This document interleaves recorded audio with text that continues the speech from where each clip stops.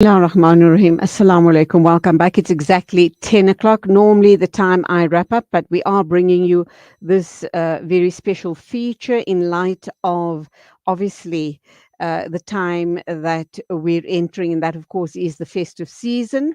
And we do know that this is the time people become silly, crazy, daring, and also reckless.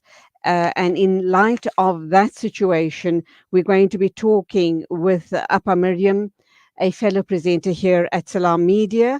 She's had a horrid experience and she's here to highlight her experience. And by way of her highlighting her experience, inshallah, we will all be more safety conscious than we ever were before. Safety in malls over the festive season with our dear sister Appa Mariam Mia. Assalamu alaikum to you. Welcome to the program. And I am so sorry to hear about your horrid experience. Mariam, welcome. Walaikum salam, Sister Julie, and all the listeners. Shukran for that. You know, we say as believers, Alhamdulillah, we always have a positive silver lining. And when something happens, we first say, Inna lillahi wa inna ilayhi raji'un, and we make dua, inshallah, Allah protect Absolutely. us and grant us something better for our loss. But mainly, I just wanted to share because, as you mentioned, that it is now, holiday time and we have kids at home, and because we're not safe to go to the outdoors and in some parks and things like that, we think, take the children to the malls, and many malls do have holiday program in some form of entertainment. And then by virtue of the fact we're in the malls, we see like visible security, and we feel that it's relatively safe.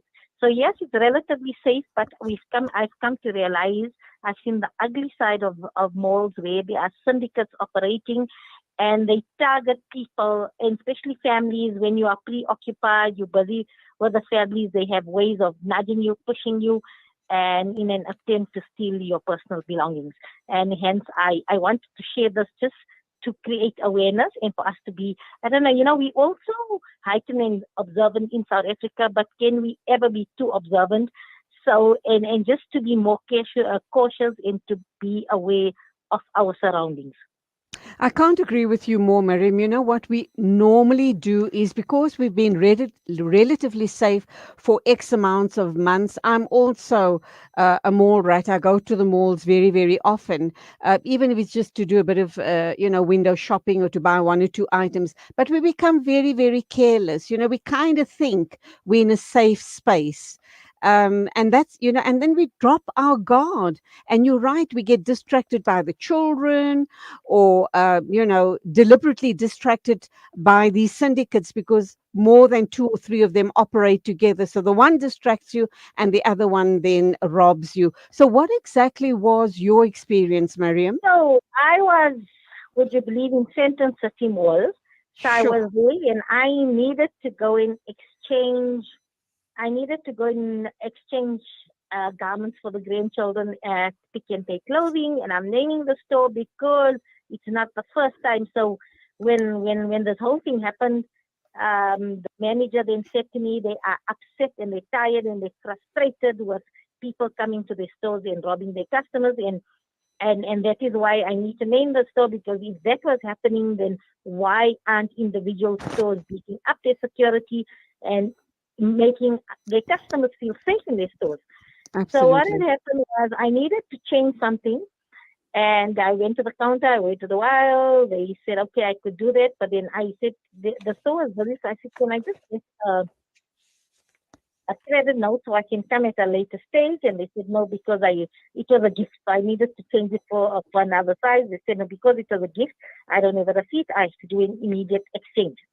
So I went down to the clothing section, and then obviously, you're looking for sizes now, and I was now in a hurry. So I was looking for appropriate sizes and going through, and then I felt a nudge. So not a nudge. I felt somebody bumped into me. So I Mm, could feel my bag hitting against my body and mm, bumping into me. So I turned around, I looked, and then I looked down, and I seen my bag. My handbag was open, and the lady next to me said, "Oh, I'm so sorry, I didn't see. I bumped into you." So I said, "But my mm, handbag's open." Because if you Mm. bump into me, how does my handbag get open? So I said, but my handbag is open. And then I looked into I could see my purse and my other items, and I quickly closed it because it was instinct. But then I realized I had my phone also, and at that point I didn't see my phone. So I reopened my handbag. I look and I realize my phone is gone.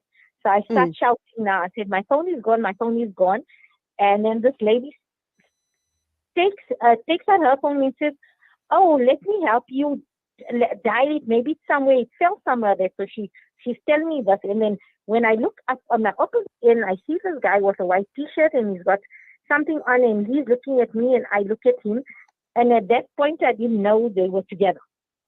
And then Right. another customer walks. Now you must know this is all within like about 2 or 3 minutes. It's not a long time. So, you're off guard. You start processing the bump. Then the lady Right. says, bumps you. Then your bag is open. Then your phone is missing. There's so much your mind needs to process. So, everything just becomes focused.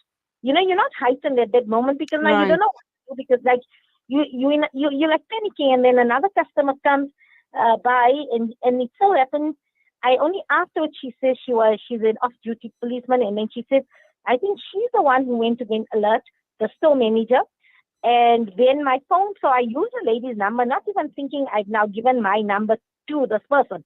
Because I'm using a phone to using a phone to locate my number. And what happened is mistake number one, I should never ever have taken up an offer using that because now she has my number. I I would Right. I should have immediately just screamed and shouted and made a lot of noise and let the store employees come to me and manager come to me. I should have not used it, but now I know better. And then so as these two were leaving the store, the manager apprehended them and said, "Wait here." And then I then went and they put them aside. But all the while they didn't want to cause a scene. Mm. But I felt they supposed to should have announced that we have shoplifters in the store and please be careful and be cautious. And Right. then they went to go and get the video footage. We took like about 20 minutes and now I'm standing there and I'm feeling highly uncomfortable because they called the security by that time, the more security. But these two now who just will rob me or intention was to rob me that we find out later. But they're sitting there and I'm like in such close proximity to them and I'm feeling uncomfortable. And the other thing is I think our modern technology has made us lazy because I remember I knew when I was younger, like you, Auntie Julie, we knew everybody's landline numbers. So Yeah. you knew about 20 people's landline numbers by Yes. memory. You had permitted it. But now technology makes us lazy. I only know my Mm. hubby's number. And Right. I was with my son, and he was away far from me, so he couldn't get to me. And I was shopping with my son, and I don't know my son's number. And because because we don't know people's numbers, Yes. I now Yes. committed a few people's numbers to memory after this incident, but we don't know. So everything you know in that is on one device. Like Right. we've put it's an extension of us, and it's an electronic diary. So now I need to try and alert, and then alert sends a relative there and greets me, but I don't mention anything to her. I just greet her and say well, and then she comes back to me and she says, "What's the problem? You don't look right. What has happened?" So I just explained to her, and then obviously the two that were apprehended and sitting there, the lady who said they're sitting there. So then I say in Gujarati to her, "Is these people being held?" And then anyway, her son had my son's number, so we get my son and he comes here, and the mall security comes, and then they take him, and then they're getting the footage, and the footage shows clearly how both of them bumped me, not even the lady, both of them Mm. bumped into me. And I think Mm. they opened my bag, and then we go to the security holding cell, and then the guy says, "Okay, they're gonna replace my phone." So they frisk him, they search him, but by then my phone is left the store. That guy must have passed it on to somebody else. So Right. my phone is not in the store. It's not on them. They say they're going to get me a new phone. It's Asr time now. It's close to Maghrib time now, and now I know I need to pray, and then I say, okay, I tell the security there I'll be back in 20 minutes. Go pray Asr, come back. They say no, now they don't want to replace me a phone. They're going to give me the money for the phone. And all I just want is a replacement phone now. So I say, okay, then they still negotiating with my son doing this. It's Maghrib time now. I go and pray Maghrib. But the time when they said they're going to offer me money, going to withdraw money, and then they're going to give it to me to buy a phone, I was feeling very, very uneasy about that because the lady kept on saying she did not steal my phone.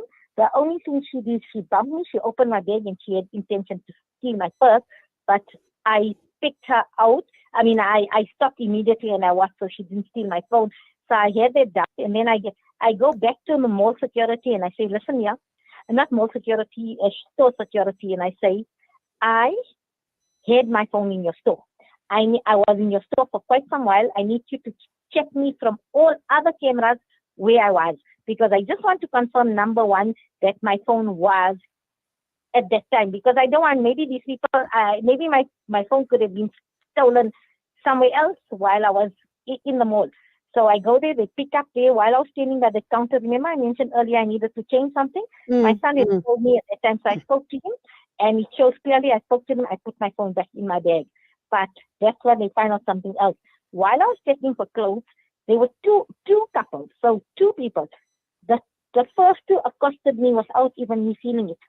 So I don't Sure. even know if the camera shows that. So I don't know if, and then they say something to the other two who are then wanting to steal my purse. So it was actually a syndicate. And Right. you know, I don't know. I can't even tell you how I feel so overwhelmed. I, I was like really astounded that I didn't feel the first two. I mean, I seen it on the camera. They're showing me this at another section. I didn't even feel the first two. The second one I felt. Alhamdulillah, I managed to then save my purse from going, but I didn't feel the first two. But I, Miriam, I need to come in here to say something to you.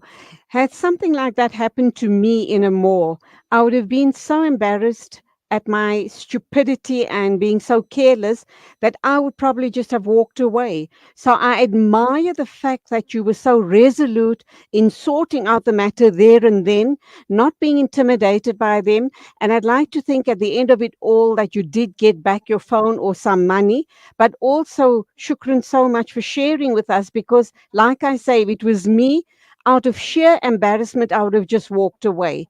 What happened next? Auntie Julie, so now I see the footage of these other people, and then this one admitting in the holding cells that they bumped into me with the intention of taking my purse, but they didn't take my phone. Now they want to give me the phone, and then I'm thinking, okay, what if they give me the cash, and then they send these other people, and I've got grandchildren with me to now take this money off us again, and then we have to, Yeah, you're in the trauma. yeah. And it was Maghrib time. I pray Maghrib and I pray 2 rakat Salatul Hajah. And I say, Allah, Mm, please guide me. Allah, if it's good for me, and this is money for me to jai money for me to get my phone, make that happen. If it's better for them to be punished through the might of the law, let me then open the way so I must lay the charge and let the I mean, law take its course. Because I was so confused and at that moment I was just had this uneasy feeling. And you won't believe, Allah is so great, Alhamdulillah, Allah Akbar. My son comes to me and says, Mommy, they're playing games about this money. They do work through 1,000 rand and that's it, and they want to do this. He says, Mommy, I think let's just lay the charge because now it's like 3 hours gone. He says, Mommy, let's just lay the charge, go and lay a charge and let the police do it and get sorted out. And I said, Ya Allah, you are so great. absolutely. Give me a clear sign. You gave me a clear sign. I went back to the security office. I said, I don't want to speak to them. I don't want anything to do with them. I want to lay the charge. Here's my statement. You don't need me further on because you have all the footage from the store. I filled in there. The Sandton police were called. And yes, let the law take it. And in fact, this was better because if they paid me for my phone or whatever, they would be there tomorrow and make up their money and the value. I don't know how long they'll Absolutely. be in jail or what, but at least for a while they'll be off the street and a message will go out to the others there that what, people are onto them. So that was the message. Alhamdulillah, we weren't harmed. Yes, it is a bit traumatic for me. I get flashbacks about it. And I think Julie, it's not stupidity. It wasn't my phone was exposed. It's in my handbag. It's closed. My handbag is with me on person. It's the Sure. time we living in. If we Mm, let's process this properly. If we can't go and put our amanat in our handbags and walk in a shop and take our precautions, and now you have to worry that you're more worried tagging along your handbag, what experience gonna get? Are we gonna live in fear? We need to change the status quo. number. I am busy now. I was just waiting for the case number. I'm writing to the management of Pick and Pay because they need to have somebody at the security where they somebody manning the cameras. So somebody sitting in a room in the office watching the cameras and making sure that the people that come there and support them and keep them in business are kept safe in the store. Because that's Absolutely. ridiculous. We need to demand this in every store. And mall security should be beefed up also when people are walking the corridors. Centrum City and all mall, we have millions of. Why is it only a reaction? We need to be proactive. That means more Absolutely. security also in the control rooms, as we see in movies where they have these people watching on television screens. I don't know Yeah. if it happens in South Africa. Well, if it Yes. doesn't happen, it Yes. needs to happen because we all Absolutely. should be. If you want us in your mall, if you want a feet there, you want job creation, then create more jobs, get more people into your stores, pay them, and make us feel safe. Otherwise, we'll shop online. We have Okay. also that very store has online. So I think we Right. accept consumers, and yes, we should take our precautions, but we should also hold the stores that we frequent, Absolutely. accountable to keep safe. And this is what I'm going to be engaging with Pick and Pay. Alhamdulillah. Mariam, I've got to leave it there. Thank you indeed for sharing with us. And when I said I would feel stupid, I think the correct terminology is I would have felt so careless. You know, I would have been beating up on myself for being careless, for allowing that to happen. But I guess these syndicates are they're so sophisticated that I think you can put as much precautions in place. But if they intend on robbing you, they're going to do it. But we have to leave it there. Inshallah, you do recover from this horrible ordeal. And may the rest of the year be very safe for you in every way. Keep us in your du'as as we will keep you in ours. And you go well. Salaam alaikum to you. Walaikum salam, Auntie Julie. Always a pleasure. Inshallah, Allah keep us free, or may we all Ameen. be under the Ameen. mercy and protection of Allah. And good and bad all comes from Allah. Let's turn to Allah because I've seen even in my moment of difficulty, grief, and death, or Allah Almighty came through for me, and Alhamdulillah, I lost the phone, but I feel at ease because along the way I know Allah was there protecting us. From something worse. Alhamdulillah. Go well. Salaam alaikum to you. And that's our show for the morning. Till the next time, as always, Khuda Hafiz.